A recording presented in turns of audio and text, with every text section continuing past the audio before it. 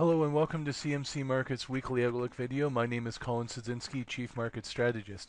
The Ides of March, or March the 15th, has the potential to be a really active day for trading, particularly in the U.S. market. For the U.S., it's the day of the Fed meeting, and the Fed is expected to raise interest rates once again. We've had a lot of signals that unless things really went off the rails, that the Fed would be considering raising interest rates again.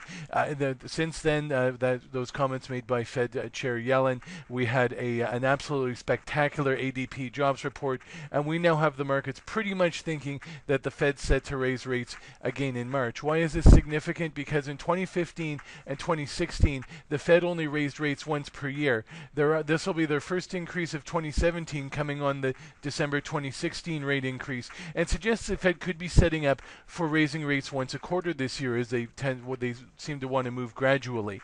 The interesting thing, though, is that the Fed had said they were looking at raising rates 3 times this year. If they do go in March, it gives them more options. In previous years, they had found them. We had seen the Fed had been stalling and stalling throughout the year, particularly in 2016, where they held off because of Brexit, they held off because of the U.S. election. Then they got to December, and all of a sudden found they had painted themselves into a corner. So it looks as though the Fed's trying to give themselves some more flexibility this time around.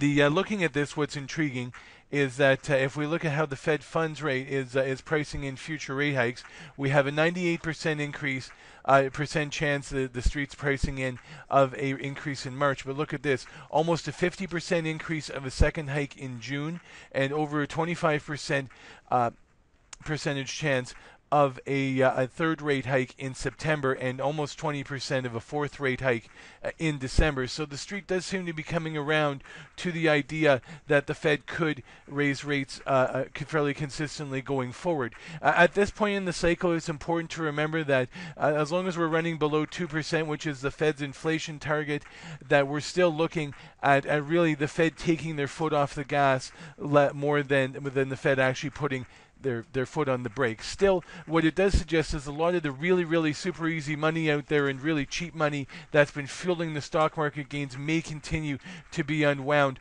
over the course of this year, and that could have an impact on trading.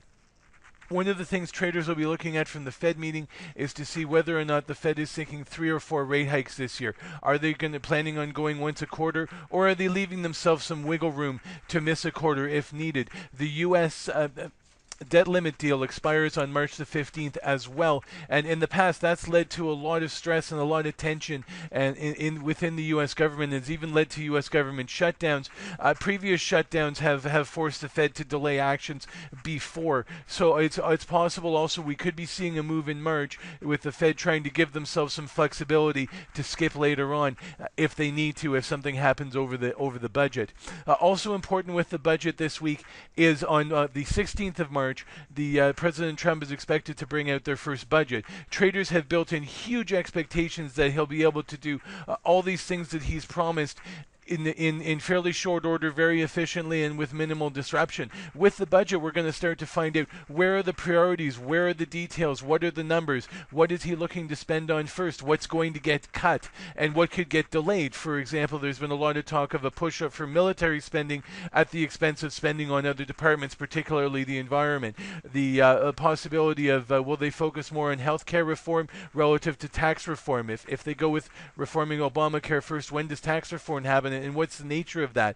What happens with border taxes? What happens with potentially could happen with infrastructure spending? Is that going to start this year? Is that going to get pushed off to next year? So once we actually get some real numbers and details on the table, and for Congress to start discussing and implementing and funding, then we start to have another round potentially of the street sorting out who could be the winners and losers in the near term relative to the longer term under President Trump.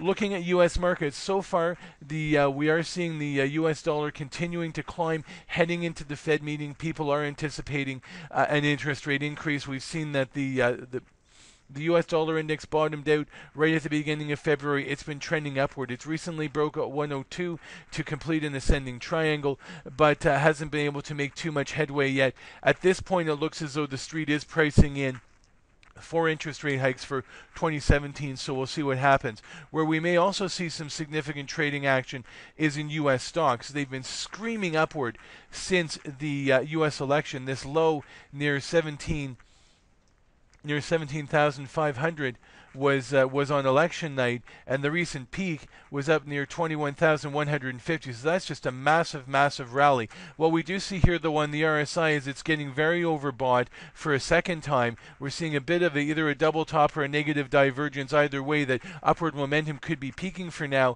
and we've seen that the RSI roll back under 70, telling us that a correction could be starting. What we're going to be looking for in the coming days is this 20,800. A break of this would break the downtrend that's been in play, the uptrend that's been in place since election night. So watch out for that as we move through the course of this week. If that holds, we stay in the uptrend. If that breaks, then the next support is probably closer to, this is about 25.80, and here we have the 50-day moving average and a 23% Fibonacci retracement of the rally. I'm just going to fix that a little bit there. Of the rally in and around 20,280. So that's another key technical point for the U.S. market. So it looks as though this week we could see quite a bit of activity in U.S. trading.